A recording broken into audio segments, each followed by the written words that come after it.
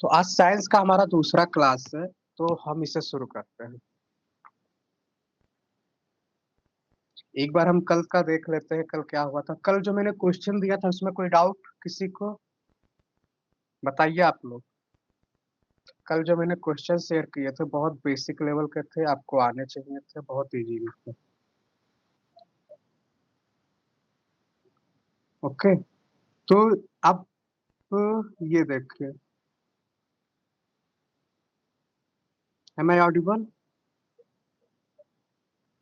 ये बहुत ही बेसिक, आप सबको पता है कि हमारा संविधान कब फोर्स में आया, हमारा संविधान कब अडॉप्ट हुआ, ये सारी चीजें आप लोग जानते ही हैं। इंडिया क्या है? तो इंडिया का है यूनिटरी स्टेट है, नॉट कि federation of state. Okay. President of India को कौन इलेक्ट करता है? तो आप लोग जानते ही हैं, मेंबर ऑफ इलेक्टोरल कॉलेज के जो मेंबर होते हैं वो करते हैं। ओके। क्वेश्चन नंबर 5 देखिए आप लोग।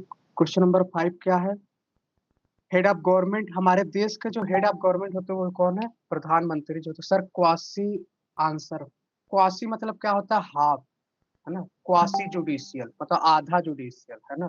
तो कहीं भी आपको क्वासी दिखे तो समझ जाइए कि हाफ होता है। वाइस प्रेसिडेंट जानते हैं, एक ऑफिसर राज्यसभा का। तो ये हो चुका है। अगर कोई डाउट हो तो पूछिए, फिर टाइम वेस्ट करने का टाइम वेस्ट होगा क्योंकि क्वेश्चन इजी थे। कोई डाउट है इन 20 क्वेश्चन हिस्ट्री और पॉलिटी में? बताइए। ओके, आते हैं आज के क्लास के ऊपर। अच्छा, एक चीज और मैं सोचा बता दूं। ये जो आप देख रहे हैं ना ब्रह्मोस मिसाइल, ये इम्पोर्टेंट है। क्यों इम्पोर्टेंट है? क्योंकि ब्रह्मोस मिसाइल जो है ना, ये रसिया रसिया का जो मॉस्कवा रिवर है, सर हाँ, अमेरिका आपका फेडरल कंट्री है। मैंने आपको बताया था हमारे संविधान के आर्टिकल नंबर 1 में लिखा है कि इंडिया जो है ना, indestructible union of destructible state. America के केस में क्या है? Destructible union, destructible state. Indestructible union, indestructible. इसका मतलब ये होता है कि इंडिया के केस में no state have power to secede from the union of India. मतलब कि कोई भी राज्य यूनियन ऑफ इंडिया से बाहर नहीं जा सकता। कल को यूपीए नहीं बोल सकता कि हम एक अपना अलग देश बनाएंगे, है ना। क्योंकि यहाँ पे यूनियन स्ट्रांग है। अमेरिका के केस में कल को अगर कैलिफोर्निया बोले कि हम यूएसए से अलग होना चाहते हैं तो वो हो सकता है। वहां पे सारा सिस्टम अलग है, वहाँ डुअल सिटीजनशिप है, तो वहाँ फेडरल है। ब्रह्मोस मिसाइल इंडिया रसिया से है। सर जो ओके, तो ब्रह्मोस मिसाइल के बारे में आप लोग जानते ही हैं। मैं आपको साइंस टेक में बताऊंगा। सुपरसोनिक क्या होता है, हाइपरसोनिक क्या होता है, सबसोनिक क्या होता है। तो ये मैक 1, मैक 2, मैक 3 ये जो स्पीड्स होते हैं ना, उसके हिसाब से रखा जाता है। तो ये जो देखा जाए तो इंडिया ये सुपरसोनिक क्रूज मिसाइल है, और इसका स्पीड क्या है? 2.8 से 3 मैक तक है। ओके, ब्रह्मपुत्र मोस्कवा रिवर के नाम पे रखा गया है। तो ये बस आपको याद रखना है। और देखें तो इसे कौन खरीदा है? तो हमारे साउथ ईस्ट में दो कंट्रीज से, फिलीपींस है उसने खरीदा है, और इंडोनेशिया ने खरीदा है। तो बस ये आपको याद रखना है। ये है 73rd अमेंडमेंट। आप लोग जानते हैं, आपके सिलेबस में सीधा सीधा लिखा है। जब भी मैं आपका क्लास लेता हूँ ना, तो एक बार सिलेबस और एक बार पीवाईक्यू जरूर देखता हूँ। मैं क्यों देखता हूँ सिलेबस पीवाईक्यू? मैं क्यों देखता हूँ? ताकि मैं जब आपकी क्लास लूँ तो मैं भटकू ना। जैसे कई बार जब टीचर पढ़ाता है ना, तो वो इम्प्रेस करने के लिए या अपना मतलब आपको ज्ञान देने के लिए आपको बहुत ज्यादा पढ़ाने लगता है, लेकिन यहाँ ज्ञान नहीं देना है, समय कम है और मैं टू द पॉइंट कराना चाहता हूँ। तो इसीलिए मैं डेली बार बार सिलेबस देखता हूँ, पीवाईक्यू देखता हूँ, ताकि मैं अपने टॉपिक से भटकू ना। तो आपका 73rd 74 सीधा सीधा सीधा दिया है। तो इस ये देखो, नया पार्ट 9 ऐड हुआ, शेड्यूल 11 ऐड हुआ, 29 फंक्शनल आइटम ऐड हुए, आर्टिकल 243 आर्टिकल। जैसे मैंने देखा अभी आपका एक पेपर हुआ था 80 ग्रेड में, 242 आर्टिकल पूछ लिया था। अच्छा सॉरी, 342। तो 342 किससे संबंधित था? SC ST से। ऐसे ये 243 है, इससे रिलेटेड है। बाकी आप जानते हैं। BN राव जी के बारे में आप जानते हैं, ये कॉन्स्टिट्यूशनल एडवाइजर थे। ये कंस्टिट्यूएंट जो ड्राफ्टिंग कमेटी बना था उसके चेयरमैन नहीं थे। ये ऑप्शन में डालता है और लोग गलत करते हैं। तो BN राव का नाम आप अच्छे से याद रखेंगे। ये कंस्टिट्यूएंट असेंबली जब बना था तो उसमें ये नहीं थे। जो ड्राफ्टिंग कमेटी के 7 मेंबर थे ना बी.आर. अम्बेडकर, उसमें ये नहीं थे। और कौन थे? अयंगर, अय्यर। तो ये 2 नाम आपको हमेशा याद रहता है। जब भी अयंगर, अय्यर दोनों एक ही तरीके से नाम है ना? और बी.एन. राव नहीं थे तो ये थे।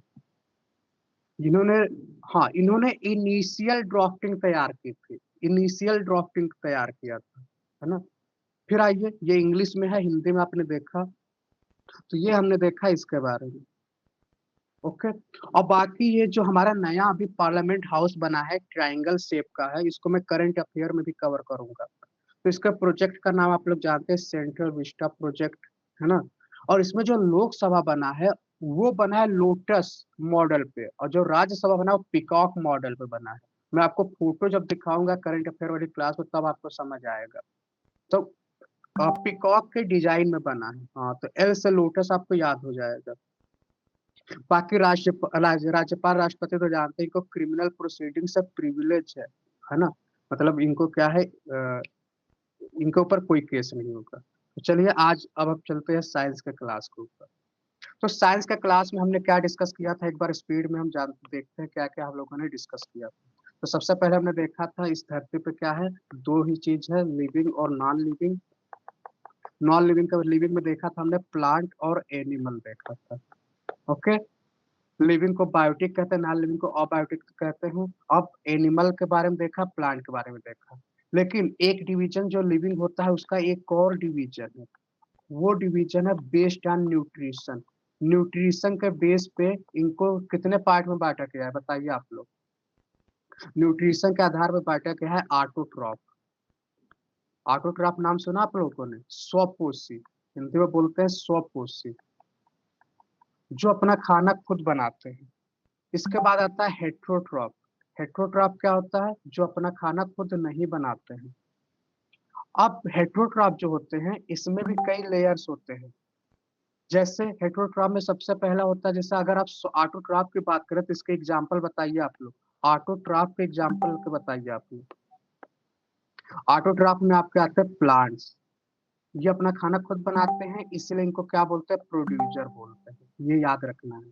उत्पादक, क्या बोलते हैं? उत्पादक बोलते हैं प्लांट को। फिर आते हैं हेट्रोट्रॉप। ये लोग डिपेंडेंट होते हैं, तो इसमें सबसे पहले होता है कंज्यूमर, है ना? प्राइमरी कंज्यूमर होता है। सबसे पहले क्या होता है? Primary consumer. तो प्राइमरी कंज्यूमर कौन होते हैं? जो प्लांट पे डिपेंड करते हैं। तो ये क्या होंगे? सिंपल बात है, जो प्लांट को खाता है उसे हर्बीवोरस कहते हैं, है ना? उसे क्या बोलते हैं? हर्बीवोरस कहते हैं। फिर क्या होता है? जो प्राइमरी कंज्यूमर को खाता है उसे कहते हैं सेकेंडरी कंज्यूमर। Secondary consumer. और इसे क्या बोलते हैं? ये क्या होता है? कार्निवोर्स होते हैं। ओके, समझ आया आपको? तो ये आपको बेसिक सा है जो आइडिया आपको याद रखना है। प्लांट प्रोड्यूसर होता है, संग के लाइट से खाना बनाते हैं। और क्वेश्चन पूछता है प्रोड्यूसर कौन होता है? इकलौता प्लांट ही होता है जो सनलाइट फोटोसिंथेसिस के थ्रू खाना बनाता है। हेट्रोट्रॉप जो होते हैं वो कंज्यूमर होता है, पहला कंज्यूमर हर्बीवोर्स होता है जिसे प्राइमरी कंज्यूमर कहते हैं। जैसे हिरन हो गया, गाय हो गया, ये चरने वाले, बकरी हो गई। तो बकरी क्या हो गई आपकी? Primary consumer. या हिरन क्या हो गया? Primary consumer. और हिरन को खा गया शेर, तो शेर क्या हो गया? Secondary consumer. इतना समझ आया आपको? अब देखिए, इसी के साथ अगर कंज्यूमर, प्राइमरी कंज्यूमर, अब हेट्रोट्रॉप। अब बताइए आप लोग सेप्रोफाइट्स क्या होते हैं? सेप्रोफाइट्स क्या होते हैं? सेप्रोफाइट्स आप जानते हैं ये भी अपना फूड प्राप्त करते हैं, बट हल्का सा डिफरेंट क्या है, ये डेड और डिकेइंग मैटर से अपना फूड प्राप्त करते हैं। डेड एंड डिकेइंग मैटर से। तो ये आपको याद रखना, ये सेप्रोफाइट्स होते हैं। ओके। ओके, सेप्रोफाइट को हिंदी में क्या बोलते हैं? इसको हिंदी में क्या बोलते हैं? किसी को आइडिया है क्या? सेप्रोफाइट्स।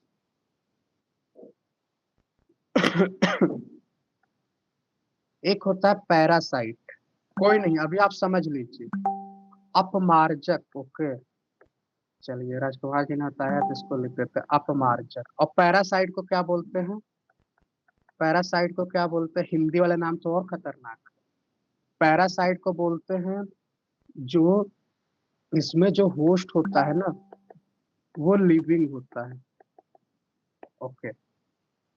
ये दोनों अपना फूड प्राप्त करते हैं, बस फर्क इतना है कि इसमें जो होस्ट होता है वो क्या होता है, डेड होता है, और इसमें जो होस्ट होता है लिविंग होता है। इसका एग्जाम्पल हमारे बालों में क्या होता है, हमारे ह्यूमन बीइंग के बालों में क्या होता है, मृतोपसी।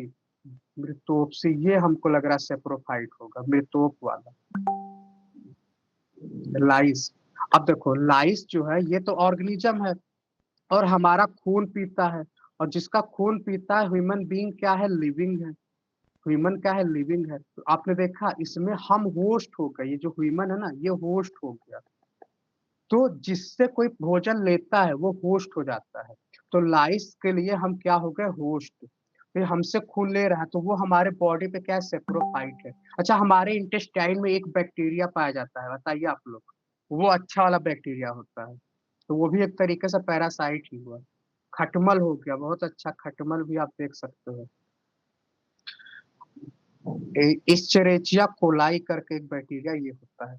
तो ये आपने देखा किस तरीके से हमने ये सारी चीजें देखी। फिर हमने देखा सेल देखा, यूनिसेलुलर देखा, मल्टी सेलुलर देखा। ओके, यूनिसेलुलर में हमने क्या देखा था, प्रोटोजोआ देखा सबसे पहले, जिसमें एक सेल होता है। एक से इसके एग्जाम्पल आपको आने चाहिए, तो आपको पता ही है कौन सा, अमीबा हो गया, आपका पैरामीशियम हो गया, ये सारे इसके एग्जाम्पल हो गए। मल्टी सेलुलर में हमने ढेर सारी चीजें देखी। अब आते हैं आज के टॉपिक के ऊपर, कल जो हमने डिस्कस किया था आज उसके आगे हम करेंगे। अब आपको पता है कि बॉडी में किसकी सेल की खोज किसने की थी, बताइए आप लोग। सेल की खोज किसने की थी, सेल की खोज किसने की थी, स्पीड में बताइए आप लोग। रॉबर्ट हुक ने की थी। ओके, रॉबर्ट हुक ने सेल की खोज की। न्यूक्लियस की खोज किसने की थी, न्यूक्लियस की खोज किसने की, रॉबर्ट ब्राउन, है ना, ब्राउन रंग। तो ये क्या हो गया, रॉबर्ट ब्राउन हो गए, इसकी खोज कर दी। फिर अब आते हैं हमारे बॉडी में ना जो सेल होता है उसको एक लाइन है, और जो एमसीक्यू में बहुत बोलता है, इससे स्ट्रक्चरल एंड फंक्शनल यूनिट कहते हैं ऑफ लाइफ। जानते हैं आप लोग, इसे structure and functional unit of life कहते हैं। बहुत इंपॉर्टेंट है ये, क्यों कहते हैं बताइए आप लोग। इसे structure and functional unit of life कहते हैं, क्योंकि ये जो हमारे बॉडी के अंदर ना जितने भी काम होते हैं ये करता है, जैसे न्यूट्रिशन, डाइजेशन, सारे काम करता है और इंडिपेंडेंट तरीके से करता है, इसलिए इसे structure and functional unit of life कहते हैं। ओके, तो हमारे बॉडी में डिवीजन ऑफ लेबर पाया जाता है। डिवीजन ऑफ लेबर का मतलब कि जो हर प्रकार के सेल होते हैं ना सबका अपना काम होता है, और सेल जो होते हैं ना सारे सेल्स का शेप अलग अलग होता है, ये नहीं कि सबका शेप एक ही तरीके से हो। जैसे मैं आपको दिखा रहा हूँ, सारे सेल जो होते हैं ना सबका शेप अलग अलग होता है। जैसे ये आप फोटो देख रहे होंगे, ये आप देखिए आरबीसी आपको गोल दिख रहा होगा, है ना, ये आपको आरबीसी दिख रहा है। फिर देखो आप, आरबीसी गोल दिख रहा है। फिर आप देखोगे नर्वस, नर्व सेल कैसे दिख रहा है, बोन सेल कैसे दिख रहा है, स्पर्म सेल कैसे दिख रहा है ना, ओवम आपका गोल है। इस तरीके से आप एपिथेलियल सेल, तो सारे जो सेल होते हैं सबका शेप अलग होता है, तो ये आपको याद रखना, शेप्स अलग अलग होते हैं। अब जब हम सेल की बात कर रहे हैं तो सेल में जो होता है, हमने देखा था एनिमल सेल, प्लांट सेल। तो ये एनिमल सेल था और हमने देखा था प्लांट सेल। इन दोनों में डिफरेंस बताइए जल्दी से, एनिमल सेल और प्लांट सेल में डिफरेंस बताइए आप लोग। इसमें आपने देखा था सेल वॉल पाया जाता है, इसमें आपको सेल वॉल नहीं पाया जाता है। इसमें सेल वॉल जो होता है किससे बना था, सेलुलोज का, याद रखना है। इसमें जो सेल वॉल बना था वो आपका सेलुलोज का बना होता है, तो ये आपको पॉइंट याद रखना है।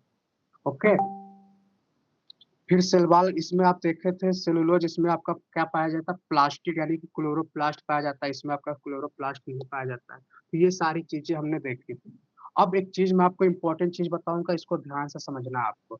अब जो हमारी सेल होती है ना, ये आप देखते हो सेल है, और ये जो बाहर के मेम्ब्रेन होती है इसे कहते हैं सेल मेम्ब्रेन, है ना।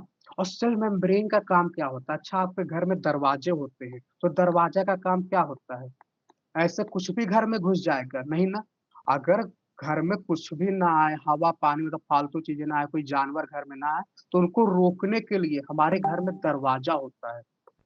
सेम ऐसे ही ना जो हमारा सेल होता है, आपने सही बताया, जो हमारा ये सेल होता है ना, तो ये क्या करता है, सेलेक्टिव परमिएबल होता है। सेलेक्टिव परमिएबल का मतलब समझ पा रहे हो आप, मतलब ऐसे कुछ भी चीजें ना आए, वही चीज है जो हमारे सेल को जरूरत है ना।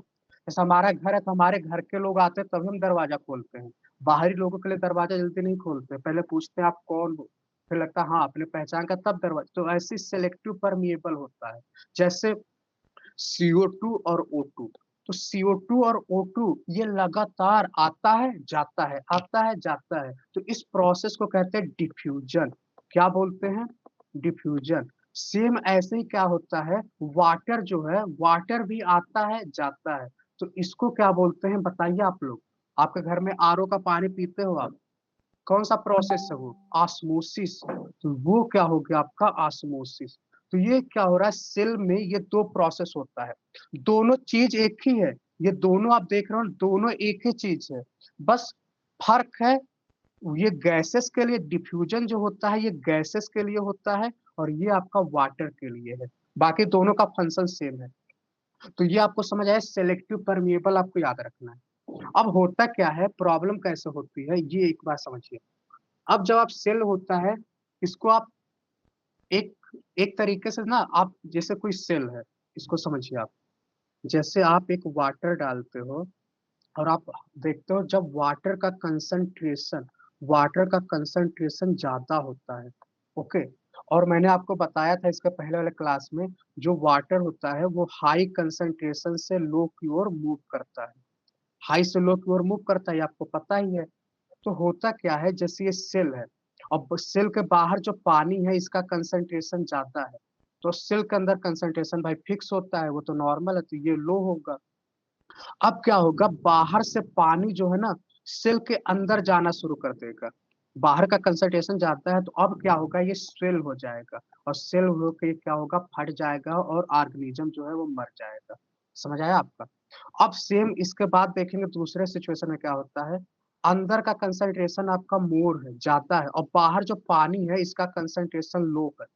अब क्या होगा, आपको पता है हाई से लो की ओर मूव करता है, तो अब इसके शरीर से पानी बाहर की ओर निकलने लगेगा, और जब बाहर की ओर निकलेगा तो श्रिंक हो जाएगा, और श्रिंक होकर क्या हो जाएगा, होगा ये चिपक जाएगा और ये मर जाएगा।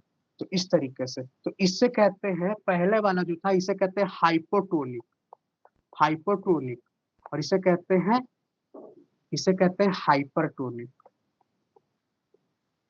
हाइपर हाइपो, ये हाइपर हाइपो हर जगह मिलेगा, कहीं भी अगर हाइपो दिख जाए तो हाइपो मतलब होता है कम, और कहीं भी हाइपर दिखे तो इसका तो होता है ज्यादा। कहते हैं ये हाइपर टेंशन, ये हमेशा हाइपर रहता है, हमेशा टेंशन में रहता है ना।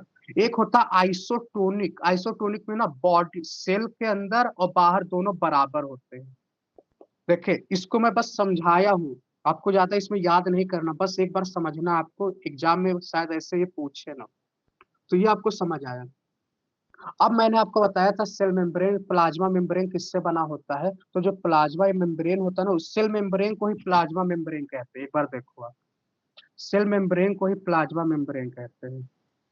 ये आपको दिख रहा होगा, सेल दिख रहा है ना, तो ये जो है ना इसे क्या, एनिमल सेल है, तो एक सेकंड, ये जो आपको दिख रहा है ना इसे क्या कहते हैं, cell membrane plasma membrane, okay. और ये किससे बना होता है, तो किससे बना होता है, लिपिड और प्रोटीन का बना होता है, लिपिड एंड प्रोटीन का बना होता है, ये एनिमल सेल है। और ये प्लांट वाला किससे बना होता है, सेलुलोज का बना होता है। और जो सेल वॉल होता है ना, प्लांट को सपोर्ट देता है, क्या देता है, सपोर्ट देता है, ताकि वो मजबूत बने रहते हैं। और फिर इस तरीके से हमने देखा ऑस्मोसिस में जो पानी को प्लांट एब्जॉर्ब करता है, रूट के थ्रू एब्जॉर्ब करता है, ओके। फिर इसके बाद हमने ढेर सारी सेल ऑर्गेनेल्स देखे थे, वो आपको आता है, बताइए mitochondria, powerhouse of the cell किसे कहते हैं, माइटोकॉन्ड्रिया को। किचन ऑफ द सेल, आप लोग बताइए किचन किसे बोलते हैं, किचन किसे बोलते हैं ऑफ द सेल को, किचन ऑफ द सेल बताइए आप लोग। आज थोड़ा सा हो सकता है क्लास 10 मिनट ऊपर चला जाए, तो इसलिए हमें आज कोशिश करना कि आधा बायो खत्म करना। किचन बताइए, किचन तो आप गलत नहीं कर सकते हैं, KITCH, किचन बोलते हैं क्लोरोप्लास्ट को, क्लोरोप्लास्ट ही तो प्लांट में खाना बनाता है, इसलिए इसको किचन बोलते हैं, है ना। राइबोसोम कौन बनाता है, प्रोटीन कौन बनाता है, तो राइबोसोम, प्रोटीन राइबोसोम, ओके। ये कुछ सेल ऑर्गेनेल्स है, ये मैंने आपको बताया था। फिर मैंने आपको बताया था प्रोकैरियोट यूकैरियोट, यू मतलब होता है ट्रू, प्रो मतलब होता है प्रीमिटिव जो अविकसित होते हैं, फिर कैरियोट मतलब होता है न्यूक्लियस जिसमें जो सेल ऑर्गेनेल्स होते हैं, माइटोकॉन्ड्रिया, ये सब नहीं पाए जाते हैं। सेल ऑर्गेनेल्स इसमें नहीं पाए जाते, इसमें यूकैरियोट में पाए जाते हैं। तो ये सारी चीजें हमने देखा।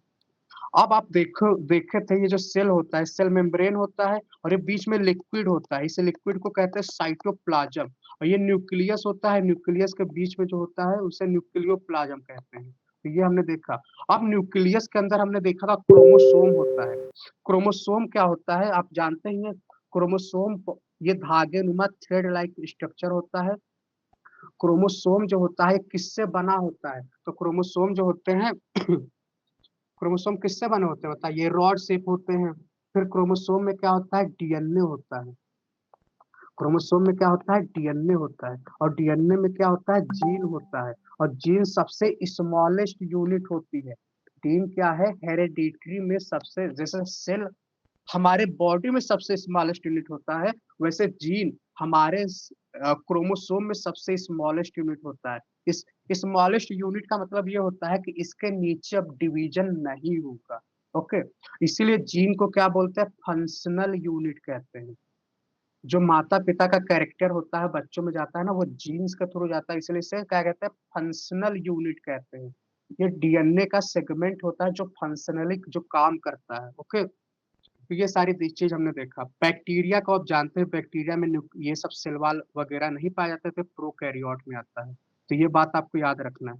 बैक्टीरिया किस में आता है बताइए आप लोग, ये आता है प्रोकैरियोट में। प्रोकैरियोट, ओके, तो प्रोकैरियोट आपको याद रखना है, बैक्टीरिया आपका प्रोकैरियोट में आता है। फिर हमने देखा साइटोप्लाज्म, ये सारी चीजें हमने देख लिया। अब एक चीज वायरस के बारे में कोई कुछ बताएगा हमें। वायरस को कनेक्टिंग लिंक कहते हैं, किसके बीच में, वायरस को कनेक्टिंग लिंक कहते हैं बिटवीन लिविंग और नॉन लिविंग। ऐसा क्यों कहते हैं बताइए आप लोग।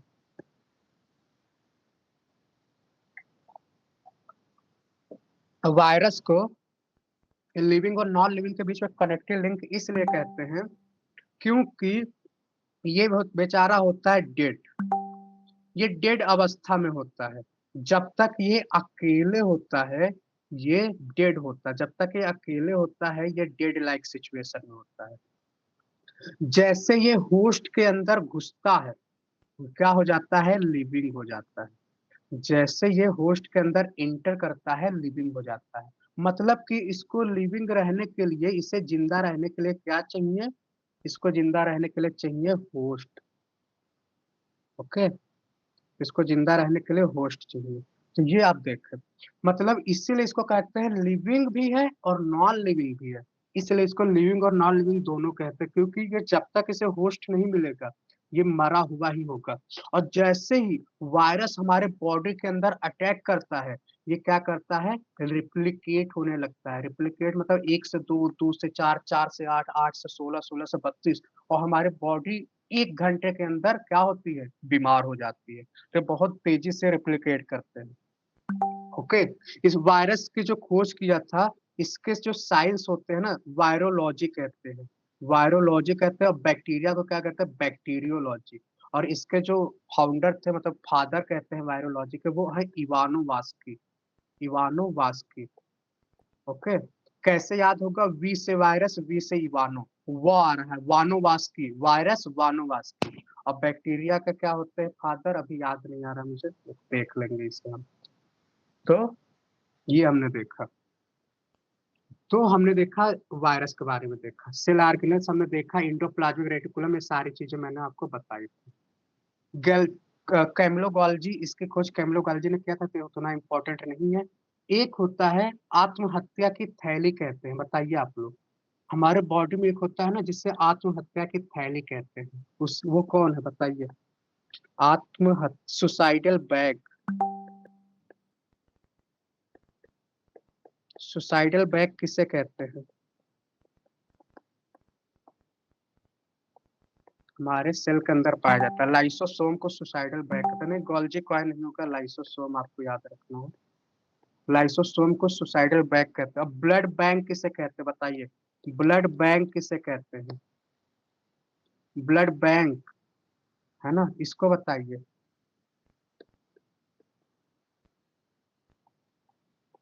तो ये कुछ पॉइंट है जो आपको हमेशा रटा रटा होना चाहिए। ब्लड बैंक स्प्लीन को कहते हैं, प्लीहा को, है ना। और ब्लड बनता कहाँ है, ब्लड बनता कहाँ है, ब्लड बनता कहाँ है, तो वो आप जानते हैं बोन मैरो में। बोन मैरो में हमारा ब्लड बनता है। ओके, अस्थि मज्जा, जिसे हिंदी में अस्थि मज्जा कहते हैं। ओके। अब ये सारी चीजें एक इम्पोर्टेंट है, शायद पूछ ले। जैसे आपने देखा था ना, आपने देखा था ये सेल था, सेल के अंदर ये डबल मेम्ब्रेनस न्यूक्लियस था और इसमें अपना डीएनए पाया जा रहा था। लेकिन दो सेल ऑर्गेनेल्स ऐसे हैं, दो सेल ऑर्गेनेल्स ऐसे हैं जिनका अपना खुद का डीएनए होता है। पूछ भी सकता है, क्योंकि एनसीईआरटी में सीधा सीधा लिखा हुआ है, अपना खुद का डीएनए होता है, खुद का डीएनए। ये दो लोग जानते हैं कौन है?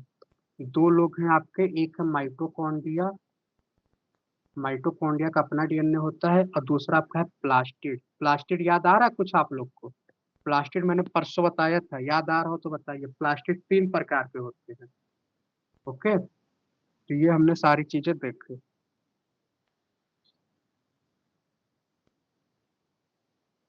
प्लास्टिड जो क्लोरोप्लास्ट होता है, ल्यूकोप्लास्ट होता है, क्रोमोप्लास्ट होता है, तो ये सारे प्लास्टिड में आते हैं। तो ये हमने देखा। अब आते हैं इसके बाद। ओके, अभी हाल ही में श्रेयस अय्यर को प्लेयर। ओके, तो चलिए और आगे चलते हैं। अब अगर एमसीक्यू में पूछ लेगा तो ऐसे में ज्यादा एक्सप्लेन नहीं करूंगा। पूछ लेता है सेल थ्योरी किसने दिया था, तो सेल थ्योरी जब भी आप बस इतना याद रखें, स्लाइडेन, स्लाइडेन और स्वान ने सेल थ्योरी दिया था। स्लाइडेन और स्वान ने सेल थ्योरी दिया था। बस इतना आपको याद रखना, स्लाइडेन और स्वान ने सेल थ्योरी। और एक पूछ ले जर्म, जर्म प्लाज्म थ्योरी किसने दिया था, क्योंकि ये वाला याद रखिए, क्योंकि अभी जर्म प्लाज्म आपके पेपर में आ चुका है, तो शायद ये थ्योरी पूछ ले। तो ये दिए थे अगस्त, अगस्त विजमान। बस इतना याद आपको याद रखना है। तो ये जर्म प्लाज्म थ्योरी आपको याद रखना है। ओके, तो ये हमने सारी चीजें आप देखी थी। अब हम चलते हैं आगे। सारी चीज हो चुकी थी, क्लोरोप्लास्ट हो चुका था, सब कुछ हमने। क्रोमोसोम देखा था। बताइए आप लोग, क्रोमोसोम किससे बना होता है, क्रोमोसोम किससे बना होता है, बहुत इंपॉर्टेंट है। क्रोमोसोम किससे बना होता है? डीएनए एंड प्रोटीन का बना होता है। क्रोमोसोम डीएनए एंड प्रोटीन का बना होता है, ये याद रखना आप। फिर मैंने आपको बताया था हमारे बॉडी में 23 पेयर ऑफ क्रोमोसोम होते हैं। 22 और 1 पेयर जो होते हैं सेक्स डिटर्मिनेशन क्रोमोसोम होते हैं, ये ऑटोसोम होते हैं। ये हमारे बॉडी में जो कैरेक्टर वगैरह होते हैं वो होते हैं, और ये मेल फीमेल डिसाइड करता है। अब यहाँ पे ना जेनेटिक डिजीज पूछ लेता है। अब क्रोमोसोम में ना हेर फेर हो जाए या एक क्रोमोसोम बीच से गायब हो जाए, तो उससे आपको जेनेटिक डिजीज भी हो सकती है। तो इसके लिए कौन कौन से हैं, कुछ याद आ रहा हो तो बताइए आपको। जेनेटिक बीमारियां याद आ रही है आपको? मील सिंड्रोम है, टर्नल सिंड्रोम है, डाउन सिंड्रोम है, ये मैं लिखवाऊंगा नहीं। सिकल सेल एनीमिया, ये सारे सिकल सेल एनीमिया है, ये हो गया। मैं ये आपको लिस्ट इसी में ऐड कर दूंगा, लिखूंगा तो आप थोड़ा सा टाइम कम है, इसमें समझाना नहीं है। तो बस ये जेनेटिक डिजीज में यहाँ पे ऐड कर दूंगा, आप एक बार देख लेना। वैसे टर्नर सिंड्रोम ये सारे जो होता है 21 पेयर जो क्रोमोसोम होता है वो नहीं होता, तो ये सारी चीजें हैं। फिर और हम अगर बात करें आगे और चलते हैं, स्पीड में देखते हैं।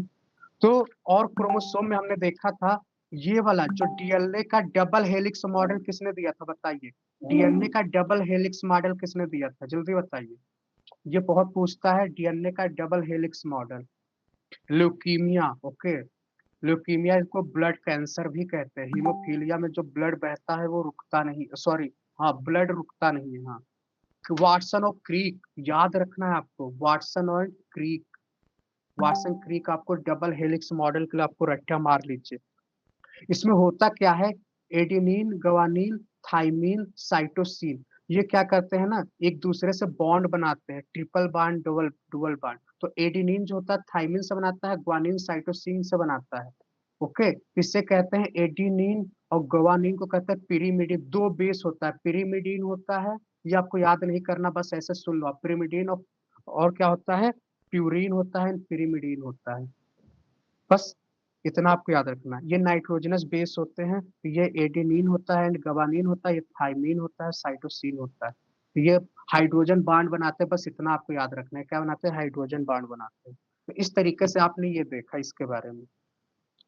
फिर जो होता है डीएनए राइबो, अब ये तो आपने देखा डीएनए, अब हमारे बॉडी में आरएनए भी तो होता है। DNA deoxyribo nucleic acid, RNA ribo nucleic acid. तो ये बस याद रखना है, डीऑक्सीराइबो और राइबो न्यूक्लिक एसिड, ये बेसिक डिफरेंस होता है। तो ये हमने देखा, फुल फॉर्म आपको आना चाहिए। अब आरएनए के बारे में अगर देखें तो आरएनए 3 प्रकार से होता है, लेकिन वो आपको याद नहीं लगता है। बस आपको एक चीज बताऊंगा, वो याद रखना है। जब डीएनए से आरएनए बनता है, तो इस प्रोसेस को क्या बोलते हैं, बताइए आप लोग। जब डीएनए से आरएनए बना, तो इस प्रोसेस को क्या बोलते हैं, कोई बताए। डीएनए से जो आरएनए बनता है, इस प्रोसेस को कहते हैं ट्रांसक्रिप्शन। ट्रांसक्रिप्शन। अब जब आरएनए से प्रोटीन बनता है, आरएनए से जब प्रोटीन बनता है, तो इस प्रोसेस को कहते हैं ट्रांसलेशन। उसके बस इतना याद रखना। क्वेश्चन बहुत पूछता है, डीएनए से आरएनए ट्रांसक्रिप्शन, फिर आरएनए से प्रोटीन, ये प्रोसेस है। देखिए, डीएनए से आरएनए, आरएनए से प्रोटीन, तो ये प्रोसेस ट्रांसलेशन पूछ लेता है। डीएनए से जो आरएनए से जो प्रोटीन बनता है, उसे कहते हैं ट्रांसलेशन। ओके, तो ये हमने देखा इसके बारे में। अब ये डीएनए आरएनए हमने देख लिया, अब इसमें ज्यादा कुछ नहीं है, कह रही है ये। अब आते हैं थोड़ा सा जेनेटिक। जेनेटिक एक दो पॉइंट है, बस फादर हम बताएंगे आपको, ज्यादा इसमें आएगा नहीं। तो जेनेटिक्स के फादर कौन है, बताइए आप लोग। जेनेटिक के फादर बहुत फेमस हैं। इन्होंने मटर जो होता है ना, पी, इस पे एक्सपेरिमेंट किया था और क्रॉस ब्रीड कराया था ना, एक ड्वार्फ लिया था, ड्वार्फ प्लांट, एक टाल प्लांट लिया था। तो इसलिए इसका फादर है ग्रेगर जॉन मेंडल। इसके फादर कौन है, ग्रेगर जॉन मेंडल, आपको याद रखना है, इन्हें फादर ऑफ जेनेटिक्स कहते हैं। और पूछ लेता है क्वेश्चन, किस पौधे पे एक्सपेरिमेंट किया था, तो पौधे का नाम है मटर। अब आपके एग्जाम में नहीं पूछेगा मटर पे क्यों किया था, मटर बस सिंपल सा है, मटर पे इसलिए कहता है इसकी लाइफ साइकिल जो होती है बहुत छोटी होती है, तो स्पीड में हम एक्सपेरिमेंट कर पाएंगे। तो इस तरीके से इन्होंने ये सारी चीजें एक्सपेरिमेंट की थी। ओके, बस और इसमें ज्यादा कुछ आपको नहीं याद रखना है। रेशियो क्या ही पूछेगा, फिनोटाइप जीनोटाइप ये सब अभी तो मुझे नहीं लग रहा। फिर आप लोग जानते ही हैं, जेनेटिक में ही अभी अगर हमें, तो एक आपको पता, क्लोनिंग जानते हैं आप लोग ना, क्लोन, क्लोन तैयार करना, मूवी में बहुत आपके जैसा हूबहू एक कॉपी तैयार कर देते हैं। तो सबसे पहले जो एक क्लोन बना था, वो कौन थी, एक कौन थी, डॉली नाम था उसका। सिप थी, सिप डॉली नाम का। तो बस इतना याद आपको याद रखना है। ओके, मैंने आपको सेक्स डिटरमिनेशन वाला पूरा कहानी बता दिया था, अब वो मैं उसको फिर दोबारा नहीं बताने वाला हूँ। तो आप वो जान चुके हैं कि इसमें क्या होता है, बीमारी क्या है, वो सारी चीजें हम देख। अब इसके बाद हम देखेंगे ऑर्गन। अब हमारे जो ऑर्गन बनते हैं ना, ऑर्गन, वो इवोल्यूशन कैसे हो रहा है, ऑर्गन में इवोल्यूशन कैसे होता है। अब इसमें हम देखेंगे, हमारे बॉडी में कुछ होमोलॉगस ऑर्गन होते हैं, एनालॉगस, ये सब मत देखिए। आपके लिए जो एग्जांपल वो बता रहा हूँ, वेस्टिजियल, वेस्टिजियल ऑर्गन जानते हैं आप लोग। हमारे बॉडी में कुछ ऐसे ऑर्गन है जिनका कोई यूज नहीं है, वेस्ट है, उनके होने ना होने से कोई फर्क नहीं पड़ता है। तो एग्जांपल बताइए, एक दो एग्जांपल बताइए वेस्टिजियल ऑर्गन का। ओके, नेल का नहीं है, हमारा जो पूछ जानते हैं ना, हमारे इंसानों के अब पूछ नहीं है, लेकिन पहले तो थे ना। तो उस वो है आपका वर्मी अपेंडिक्स बोलते हैं। कुछ लोगों को इसका ऑपरेशन कराना पड़ता है जब ये थोड़ा सा हो जाता। हाँ, सब लक्ष्मी जी ने से बताया, आंखों पे जो बाल होता है ना, आईलिड्स, आईलेट्स कुछ बोलते हैं, वो वाला। तो ये सब क्या है, वेस्टिजियल आर्गन है।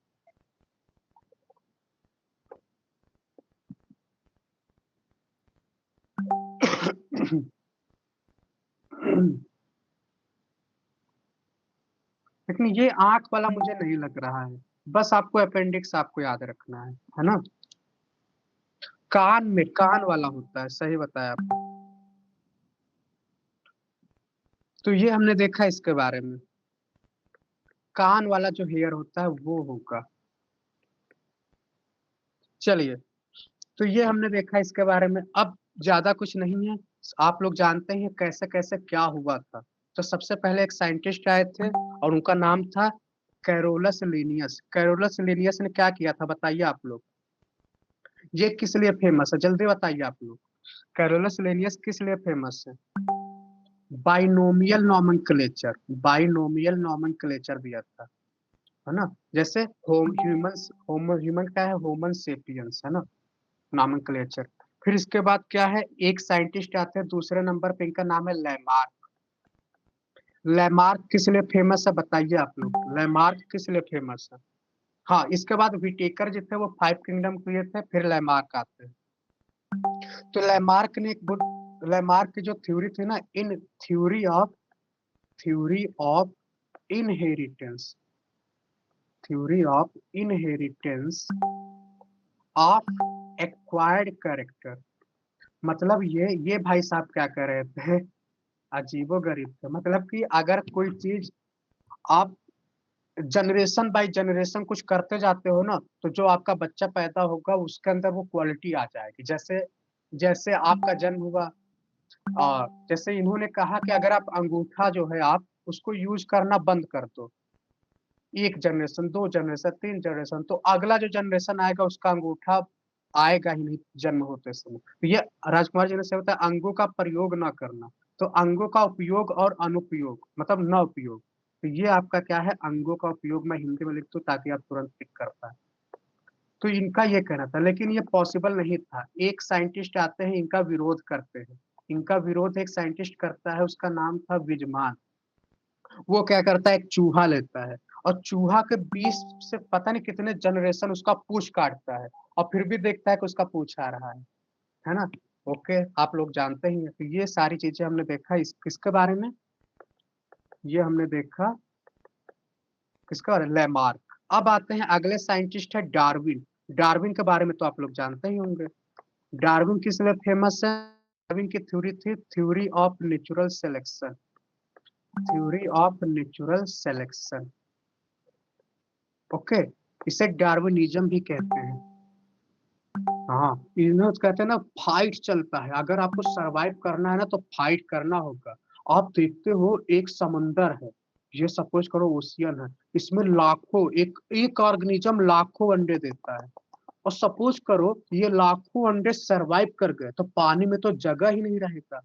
तो आपको सरवाइव करने के लिए फाइट करना होगा, और जो फाइट करता है वो सरवाइव कर पाता है। तो इस तरीके से एक ऑर्गेनिज्म दूसरे के लिए क्या बनता है, फूड बन जाता है। तो सर्वाइवल ऑफ द फिटेस्ट, ये आपको याद रखना है। तो ये डार्विन ने, और जो अभी आपने बताया ना जिराफ की जो गर्दन होती थी पहले छोटी होती थी, क्यों? क्योंकि जिराफ जो होता था ना नीचे की पत्तियों को खा लेता था।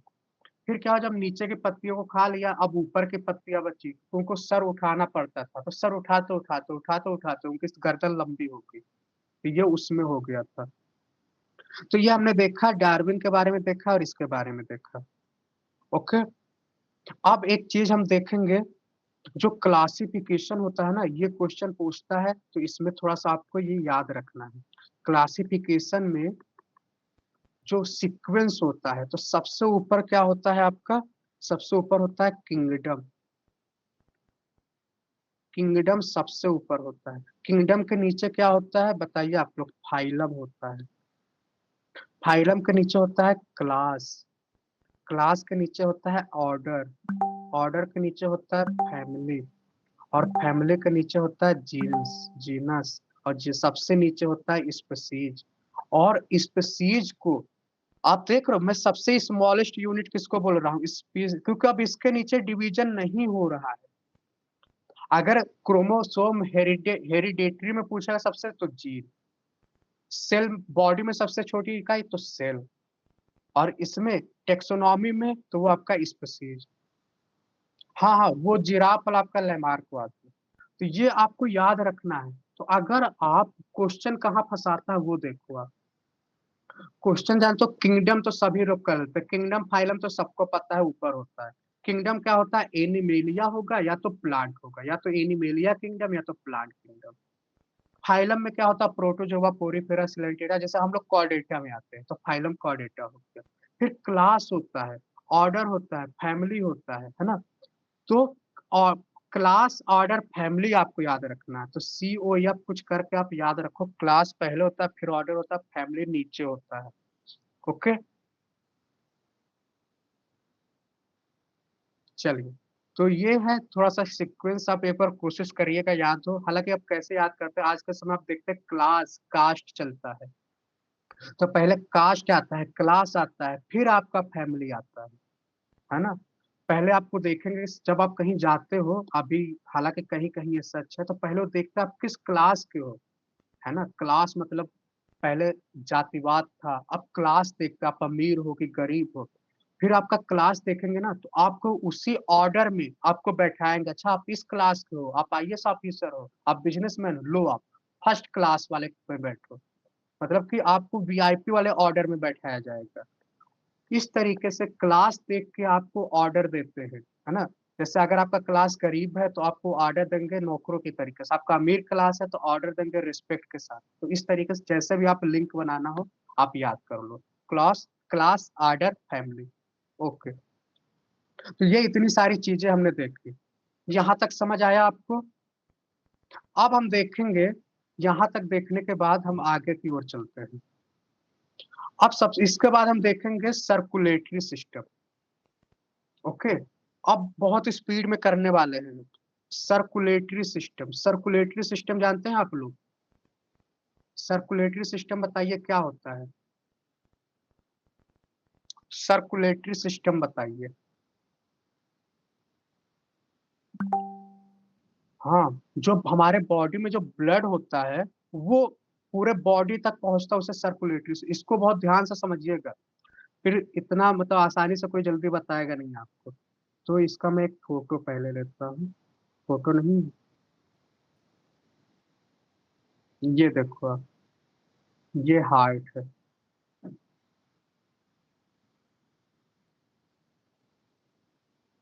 ये क्लास 10th की एनसीईआरटी है, इसमें बहुत अच्छा सर्कुलेटरी सिस्टम दिया है।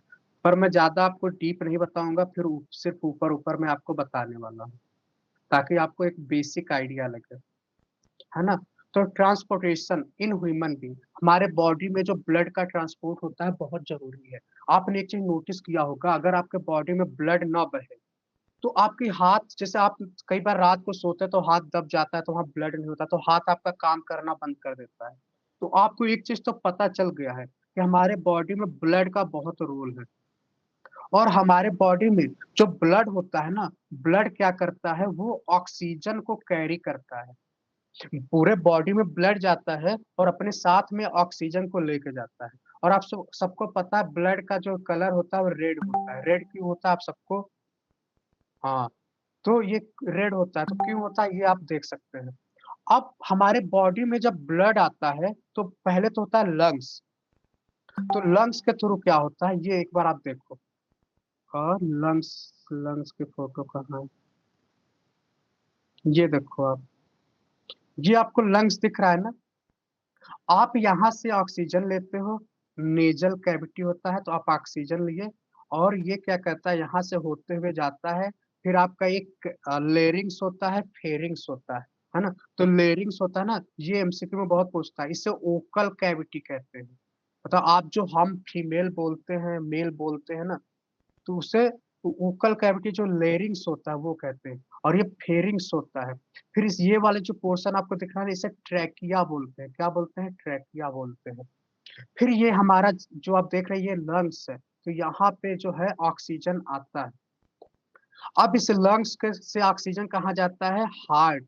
इसके नीचे आप देखोगे यहाँ पे हार्ट है, तो हार्ट के पास आया ऑक्सीजन। अब लंग्स से ऑक्सीजन आ गया हार्ट के पास। यहाँ तक आपको कहानी समझ आया। अब हम चलते हैं उस डायग्राम के ऊपर। तो ये हमने देखा, 1 सेकंड।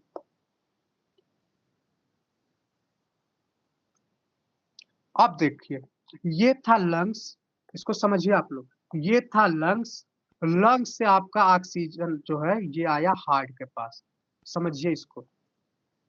पहले ये समझाने से पहले आपको दो चीज बता दूं मैं। हमारे बॉडी में ना एक होता है आर्टरी, एक होता है वेन। इन दोनों का काम क्या होता है? ये आर्टरी का काम क्या होता है, इसे हिंदी में धमनी कहते हैं। क्या वह स्क्रीन नहीं दिख रहा है क्या आप लोग को? ये जो आर्टरी होता है ना इसे धमनी कहते हैं। और धमनी में जो खून बहता है वो होता है प्योर, याद रखिएगा आप लोग। धमनी में प्योर ब्लड बहता है। और प्योर ब्लड का मतलब होता है ये ऑक्सीजनेटेड ब्लड होता है। बोलिए ये पॉइंट समझ आया कि नहीं आपको? आर्टरी को धमनी कहते हैं और यहाँ पे प्योर ब्लड बहता है। प्योर ब्लड का मतलब होता है कि ऑक्सीजनेटेड ब्लड होता है। ये होता है वेन और इसे कहते हैं सीरा। और सीरा में क्या होता है? डीऑक्सीजनेटेड ब्लड बहता है। डीऑक्सीजनेटेड का मतलब होता है CO2 वाला ब्लड बहता है। ओके, फिर एक बार समझिए। हमारे हार्ट से हमारे हार्ट से जो ब्लड है पूरे बॉडी में जाता है।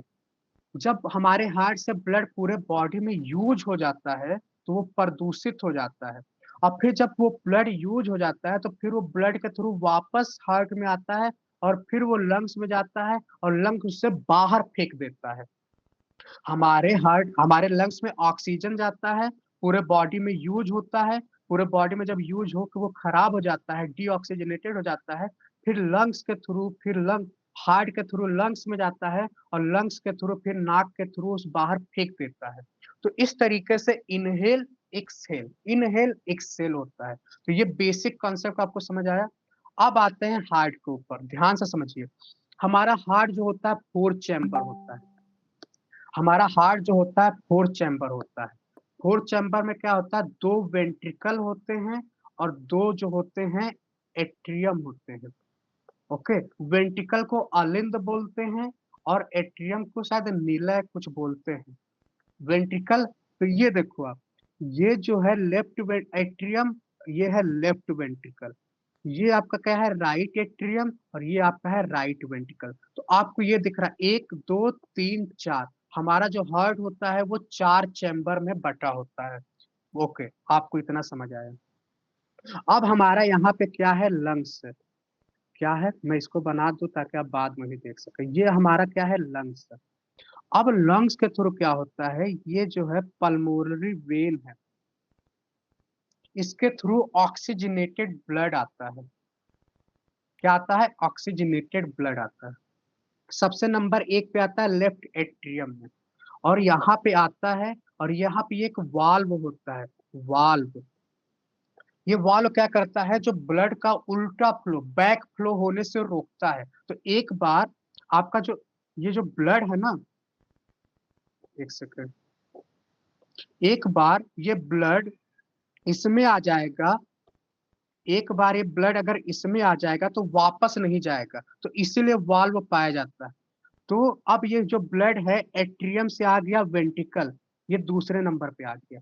अब जब यहाँ पे आता है तो फिर ये क्या होता है? यहाँ से ये जाता है, ये देखिए, ये पूरे बॉडी में चला गया। दिखा आप लोगों को? फिर देखिए, यहाँ से आया ब्लड, ये फिर इसके थ्रू इसमें आया, फिर ये देखिए पूरे बॉडी में गया, पूरे बॉडी में गया। अब पूरे बॉडी में जाने के बाद ये पूरे बॉडी में यूज होता है। फिर पूरे बॉडी में यूज होने के बाद आता है और ये लेफ्ट एट्रियम से फिर हमारे दिल में आता है। और लिफ्ट हमारे दिल में आने के बाद फिर यहाँ पे वाल्व होता है। फिर वाल्व से यहाँ से फिर जंप करके फिर नीचे आता है और राइट वेंट्रिकल में, राइट एट्रियम से राइट वेंट्रिकल में आता है। और फिर ये यहाँ से क्या होता है?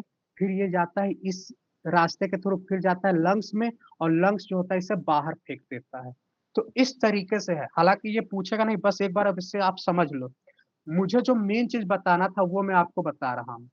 ये चीज जो मैं बताना चाह रहा था ये आपको याद रखना है। ये देखिए, ये जो होता है, ये जो होता है प्योर ब्लड को कैरी करता है, इसे कहते हैं धमनी। और वेन जो होता है इसे कहते हैं सीरा। और ये क्या होता है? ये डीऑक्सीजनेटेड ब्लड को ले जाता है लंग्स में। बट एक एक्सेप्शन है, ये जो पल्मोनरी वेन है और पल्मोनरी आर्टरी है, ये इम्प्योर ब्लड को ले जाता है। अभी यहाँ पे थोड़ा सा कंफ्यूजन होगा तो थोड़ा सा टेंशन, कल फिर बताऊंगा तब आप समझ जाएंगे। यही आपको याद रखना है, अब तक जो मैं बताया आपको बस यही एक चीज याद ही रखना है। अपोजिट हो जाता है, क्योंकि अल्ट्री जो होता है वो प्योर करता है, पूरे बॉडी में प्योर करता है, लेकिन अगर पल्मोनरी आगे लग गया तो वो इम्प्योर हो जाएगा। ऐसे वेन जो होता है इम्प्योर करता है, लेकिन अगर पल्मोनरी लग जाएगा तो प्योर हो जाएगा। बोले समझ आया आपको इतना? चलिए अब आगे चलते हैं।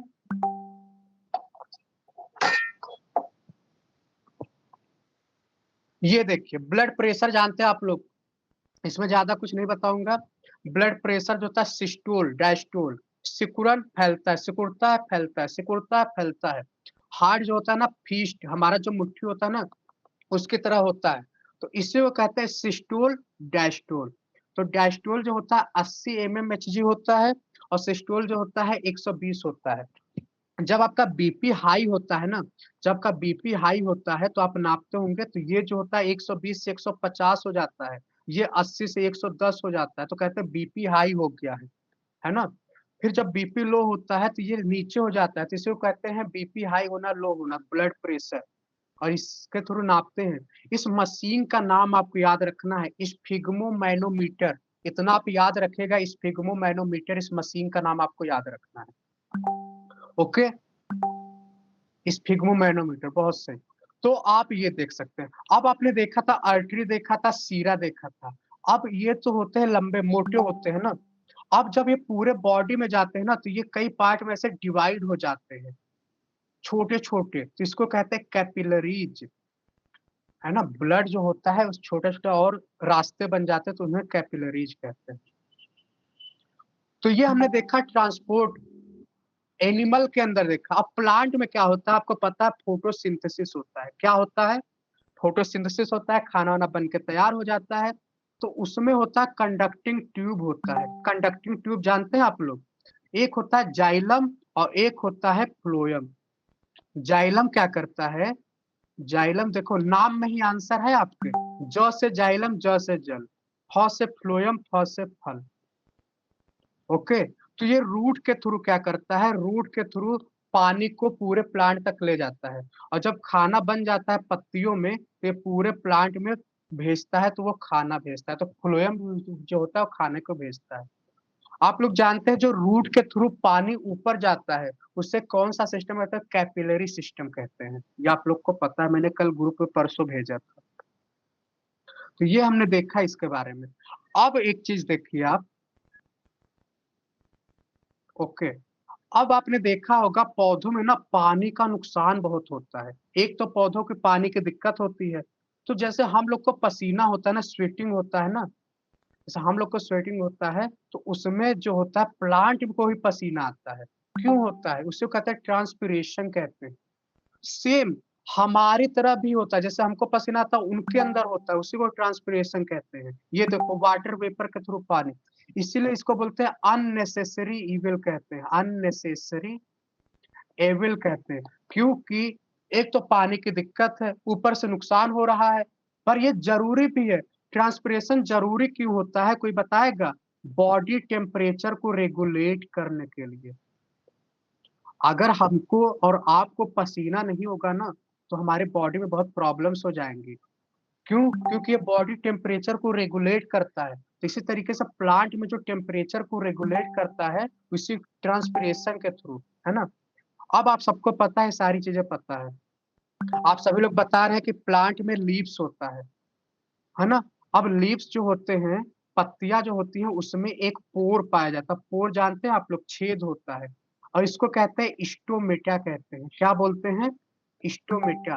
तो ये जो स्टोमेटा होता है ना, ये जो होता है, ये जो होता है ना छेद, इसके थ्रू क्या होता है, एक्सचेंज ऑफ गैसेस होता है। क्या? एक्सचेंज ऑफ गैसेस, ये आपको याद रखना है, स्टोमेटा के थ्रू होता है एक्सचेंज ऑफ गैसेस। तो ये हमने देखा फॉर रन। ओके, हिंदी में अगर कोई चाहे तो मैं यही लिख दे रहा हूँ। ओके, अच्छा, एक क्वेश्चन मेरे दिमाग में आया था, मैं सर्च समय नहीं मिल पाया था। जो फूड स्टोर होता है प्लांट में, वो किस फॉर्म में होता है? जहाँ तक हमको लग रहा है स्टार्च होता है, पर एक बार हम इसको देख लेंगे, है ना? जो फूड स्टोर होता है प्लांट में, स्टार्च के फॉर्म में होता है, एमसीक्यू में बहुत पूछता है ना? तो ये सारी चीज़ें हमने देखा। तो आपको ये समझ आया, इसक एक्सक्रेशन समझ आ गया। अब आते हैं डाइजेस्टिव सिस्टम। डाइजेस्टिव सिस्टम आप ये देखिए, ये स्टोमेटा आपको दिख रहा होगा, है ना?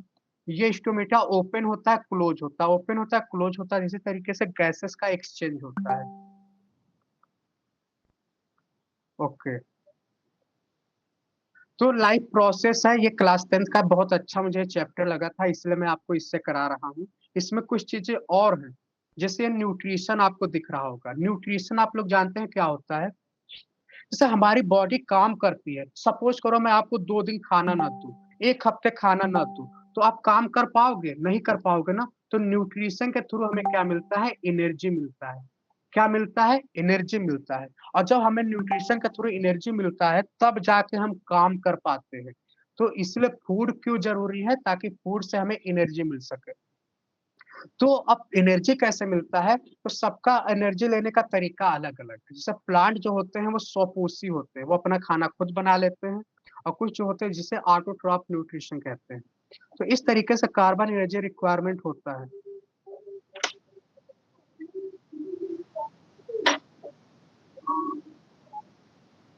ओके? तो इस तरीके से हमने ऑटोट्रॉफिक न्यूट्रिशन आपको बता दिया, तो उसको बताने की ज़रूरत नहीं है। अब देखो प्लांट जब खाना बनाता है ना, तो वहाँ पे देखिए ये रिएक्शन होता है। ये रिएक्शन मैं आपको बता रहा हूँ, देखिए। होता क्या है, जो प्लांट की पत्तियाँ होती हैं, उनके पास होता है क्लोरोफिल। तो वो क्या करती हैं, वो सन की लाइट उनके CO2 को लेती है, जो हम लोग CO2 निकालते हैं, वो CO2 लेते हैं। और फिर क्या करते हैं, CO2 लेते हैं और रूट के थ्रू क्या लेते हैं, देखिए एनवायरनमेंट से लेते हैं CO2, रूट से लेते हैं वाटर, और उनके पास अपना होता है क्लोरोफिल, और क्या होता है, सन की लाइट। ये सब मिलता है और वो बनाते हैं खाना C6H12O6, इसे ग्लूकोज कहते हैं। तो ये बनता है खाना, और ऑक्सीजन निकालते हैं। तो जो ऑक्सीजन निकालते हैं ना, यही हम लोग ले लेते हैं। इस ऑक्सीजन को हम ह्यूमन बीइंग लेते हैं। हम लोग CO2 दे रहे हैं, ऑक्सीजन ले रहे हैं, और प्लस और क्या बनता है, तो ये इले वाटर बनता है। तो इस तरीके से आप देख रहे हैं कैसे क्या हो रहा है प्लांट के अंदर। CO2, H2O, उनके पास अपना क्लोरोफिल है, और ऐसे काम हो जा रहा है। तो ये रिएक्शन है, क्या बनता है, ग्लूकोज बस आपको याद रखना है, और ऑक्सीजन बनता है, वाटर बनता है। एमसीक्यू पूछता है फोटोसिंथेसिस में क्या-क्या बनता है? तो ऑक्सीजन बनता है, पानी बनता है, वाटर बनता है। पानी यहाँ ले भी रहा है, पानी बन भी रहा है। ओके? राजकुमार जी, कह क्या बहुत बढ़िया है, क्या आप इंटरव्यू। हाँ, एक्चुअली मैंने नीट की तैयारी की है। मैंने 1 साल नीट की भी तैयारी की है। और भी आ लगेगा 15-20। कहीं जाना है क्या? हाँ, अच्छा ठीक। तो इस वजह से। तो इतना समझ आया आपको? तो इस तरीके से सारी चीज़ें हो रही हैं। और ये काम की चीज़ें नहीं, स्टोमेटा हमने देख लिया। हेटेरोट्रॉपिक न्यूट्रिशन आपको समझ आ गया है, तो हेटेरोट्रॉपिक न्यूट्रिशन भी हो गया है। ओके? मैंने आपको पूरा बता ही दिया, प्रोड्यूसर, कंज्यूमर, ये सारी चीज़ें होती हैं। अब एक इम्पोर्टेंट चीज़ है अमीबा, ये एमसीक्यू में पूछ लेगा आपसे। अमीबा में जो खाना लेता है ना, उसका खाना लेने का तरीका बहुत ही अलग है। जैसे इसे कहते हैं होलोफाइट। ये पूरी तरीके से निगल लेता है, होलो मतलब कंप्लीट उसको निगल लेता है ना? जैसे मैंने आपको बताया था कंज्यूमर, तो ये होल पूरी, जैसे मान लीजिए खाना है और ये अमीबा है, तो अमीबा पहले आएगा, फिर इसके तरफ आते-आते ऐसे शेप बनाएगा, ऐसे इसको चारों ओर से घेरेगा, और एक समय आएगा इसको चारों तरफ से घेर के निगल लिया। इसको क्या बोलते हैं, इस प्रोसेस को अमीबा का प्रोसेस कहीं लिखा होगा, ये एमसीक्यू में बहुत पूछता है, तो यहाँ नहीं दिया होगा कहीं। आगे देखिए इंडोसाइटोसिस, वैसे मैं लिख दे रहा हूँ, इंडोसाइटोसिस कहते हैं, ये amoeba take food temporary food vacuole complex electron cytoplasm. Okay, नहीं दे रहा अभी, यहाँ पे नहीं दिया, तो बस ये प्रोसेस आपको याद रहेगा, होलोजोइक, इसको होलोजोइक कहते हैं कुछ ऐसे, है ना। अब आते हैं और आगे चलते हैं डाइजेस्टिव सिस्टम। अब होता क्या है, इसको ध्यान से समझना आपको।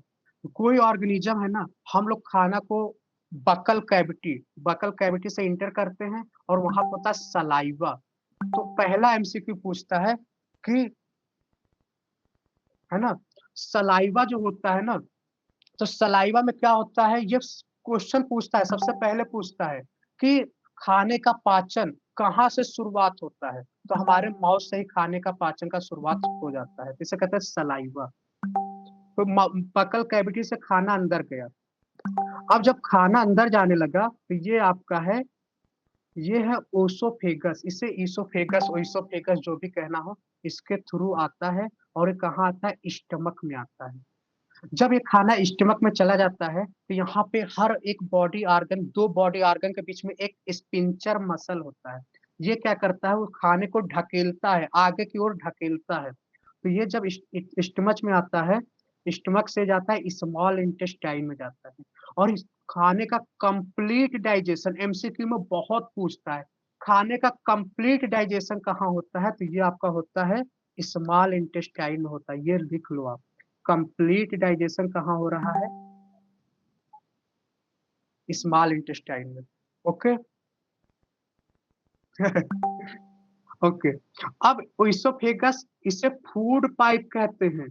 अच्छा, विंड पाइप किसे कहते हैं, आप लोग बताइए, विंड पाइप किसे कहते हैं। विंड पाइप अभी मैंने पिछले वाले क्लास में बताया था। विंड पाइप का नाम बताइए आप लोग।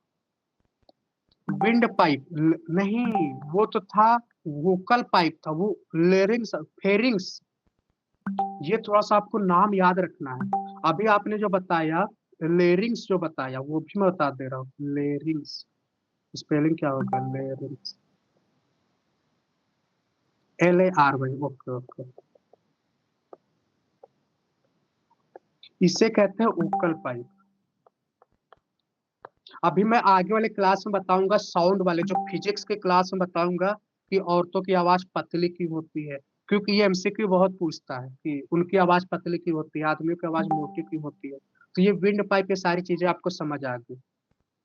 अब जब खाना आ जाता है स्मॉल इंटेस्टाइन में, अब ये जाता है लार्ज इंटेस्टाइन, जो बचा खुचा खाना होता है वहां पे जाके पचता है।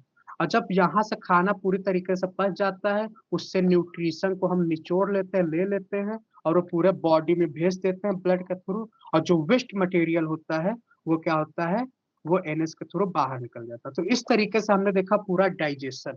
पर ये आपके किसी काम का नहीं है, क्योंकि आपके, मैंने आपका वो अभी PYQ देखा, तो उसमें कुछ पूछ ही नहीं रहा है, तो बस मैंने सोचा आपको ऊपर ऊपर ही बताऊंगा, डिटेल में बताने से कोई फायदा नहीं है। तो एक चीज जो याद रखना आपको, मैं इसको ऐसे करा रहा हूँ ना, ताकि आप और भी एग्जाम देंगे तो आप टेंशन फ्री रहेंगे। ये देखिए, ये जो आप स्टमक देख रहे हो ना, स्टमक को हिंदी में क्या बोलते हैं, आंत बोलते हैं आई थिंक। यहाँ पे तीन जो है, तीन चीज जो होता है उसको मतलब गैस्ट्रिक ग्लैंड होता है। ध्यान से देखिए, स्टमक में क्या होता है, गैस्ट्रिक ग्लैंड होता है, बहुत इंपॉर्टेंट है। इसको मैं 3 स्टार लगा रहा हूँ।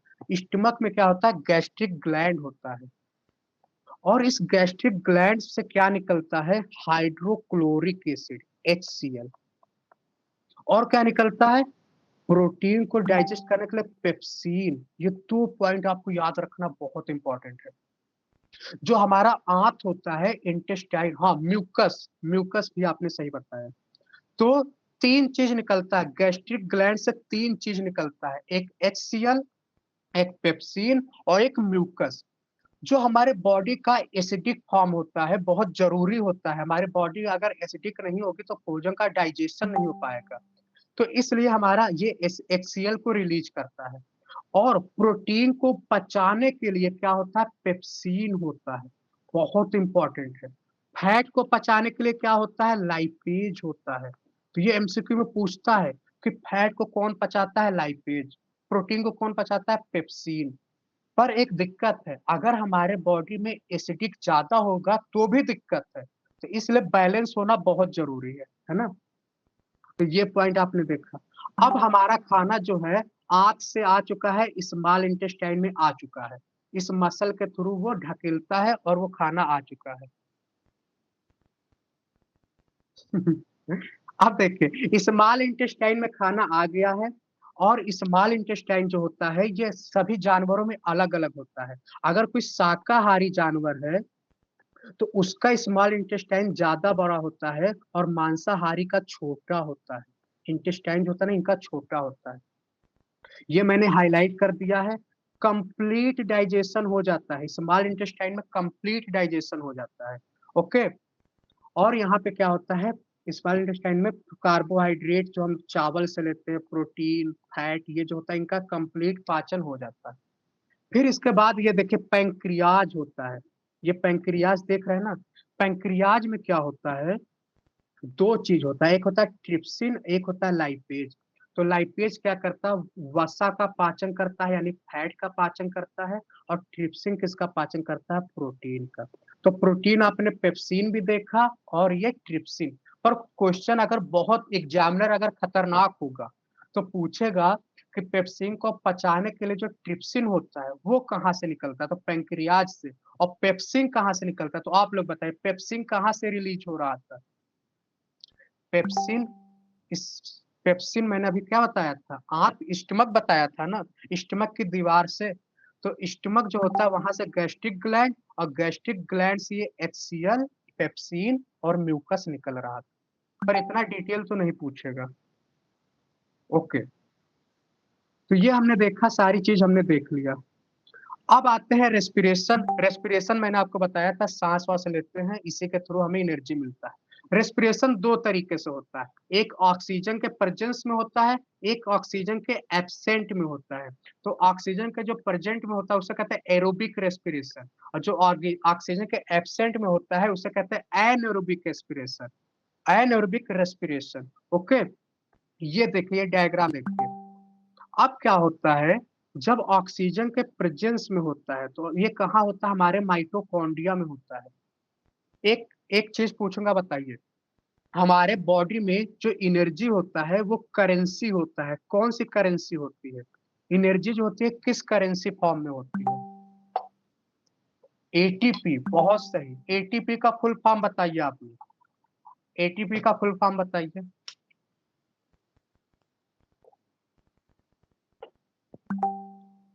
Adenosine triphosphate. एटीपी, एटीपी जो होता है एडिनोसिन ट्राइफॉस्फेट, ये एनर्जी करेंसी बोलते हैं। ये कहाँ होता है, माइटोकॉन्ड्रिया में होता है। तो यहाँ पे हो रहा था क्या क्या बनता है, CO2 बनता है, वाटर बनता है, एनर्जी बनता है। और जब ऑक्सीजन का एब्सेंट होता है तो ये ईस्ट में होता है, और क्या बनता है, इथेनॉल बनता है, C2H5OH, कार्बन डाइऑक्साइड बनता है, एनर्जी। अच्छा, फर्मेंटेशन नाम सुना आप लोगों ने, फर्मेंटेशन। अब जब भटूरा बनता है, जलेबी बनता है, तो फर्मेंटेशन होता है ना, वो होता है, ईस्ट डालते हैं उसमें। तो ईस्ट डालते हैं इडली में, तो ये फर्मेंटेशन है। और जो हम लोगों को, तो ये सारी बेसिक चीजें हैं। ये एटीपी, एटीपी क्या होता है, एडीपी, एडिनोसिन डाइफॉस्फेट से ट्राइफॉस्फेट बनता है। ये होता है, सारी चीजें हमने देख ली। बोलिए यहां तक समझ आया आपको। तो हाँ,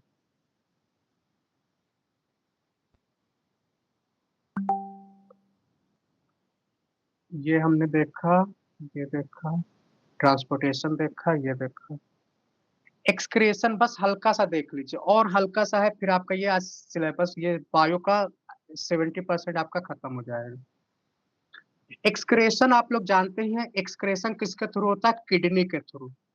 बोलिए किडनी जानते हैं आप लोग, किडनी क्या करता है, ये हमारे बॉडी में किडनी होता है, और जो हमारे बॉडी में ना, जो ब्लड में वेस्ट चीज होता है, वेस्ट को यूरिन के थ्रू बाहर निकालता है, यूरिन के थ्रू बाहर निकाल देता है।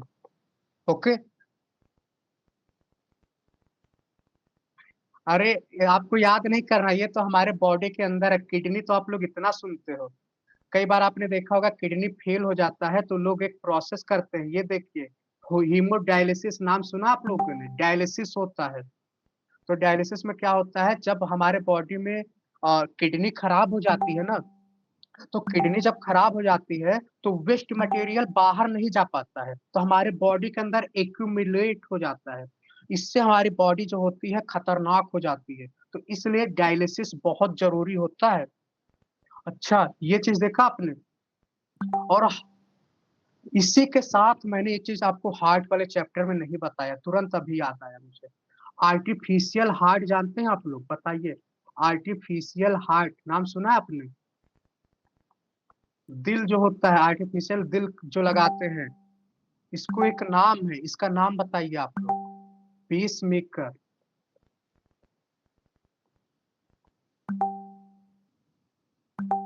ओके, तो ये आपका पेस मेकर है। इसे एक और नाम बोलते हैं, एस ए नोड भी बोलते हैं। एमसीक्यू में पूछ लेता है एस ए नोड। और जो हार्ट जो होता है ना, इसको किस मशीन से इसकी रूट वो चेक करते हैं कि काम कर रहा है कि नहीं, तो वो ईसीजी है। कौन सी मशीन है? ईसीजी। इसका फुल फॉर्म आपको आना चाहिए, बताइए आप लोग, इसका फुल फॉर्म बताइए। ईसीजी का फुल फॉर्म बताइए।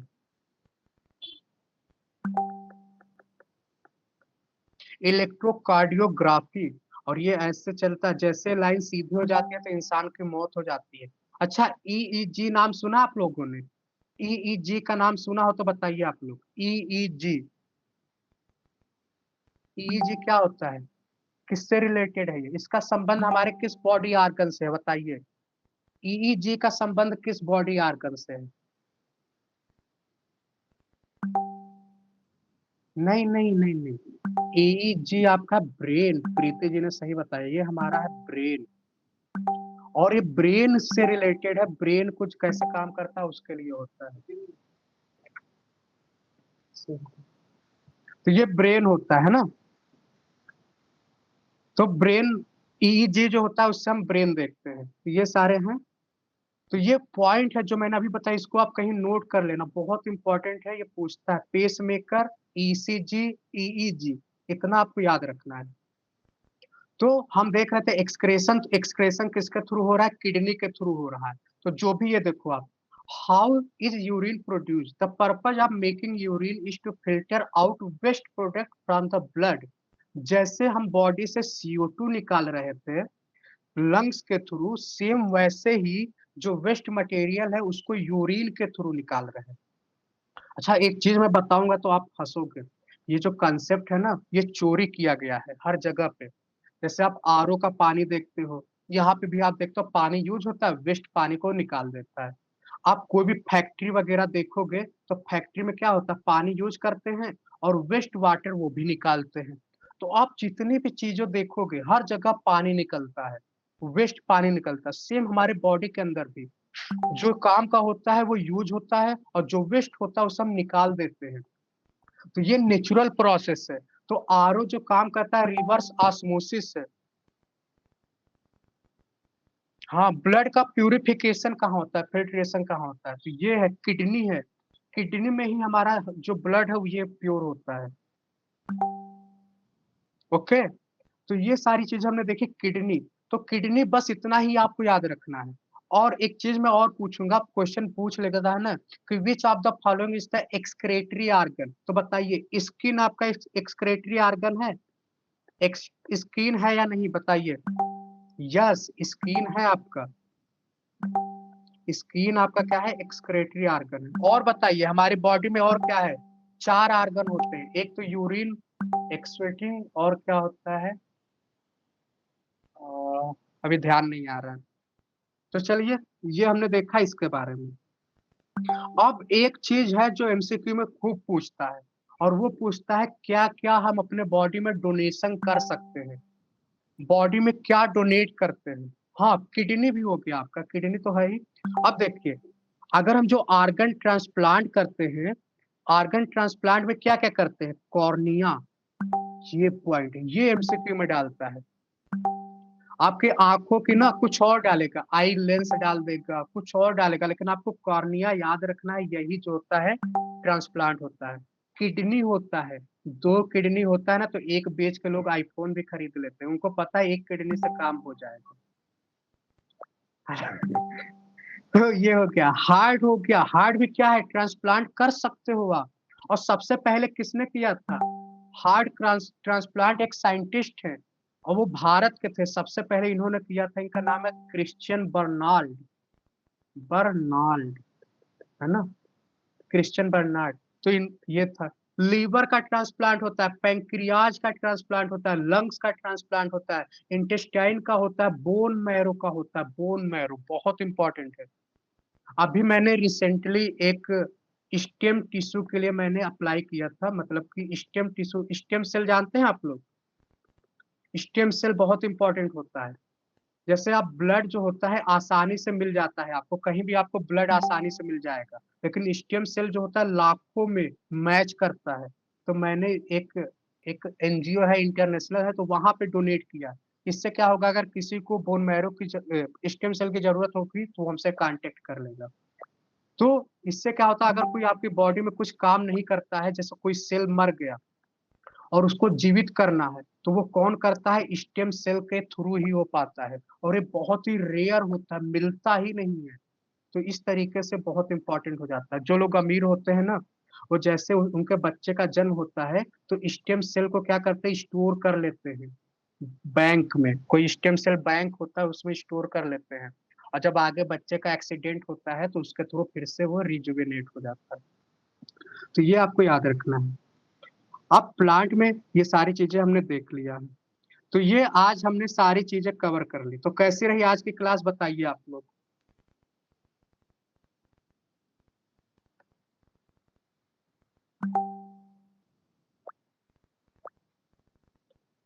ओके। तो कल हम थोड़ा सा और प्लांट करेंगे, तो कल बायो मेरी खत्म खत्म हो जाएगा। फिर उसके बाद हम लोग करेंगे केमिस्ट्री। एक दिन में कोशिश करेंगे केमिस्ट्री खत्म कर दें, क्योंकि इंपॉर्टेंट ही करेंगे, ज्यादा डीपली नहीं करने वाला है। फिजिक्स में ही बस ऐसे ऊपर ऊपर करेंगे जिससे क्वेश्चन आ रहा है। तो चलिए आज के लिए इतना ही। Thank you, good night.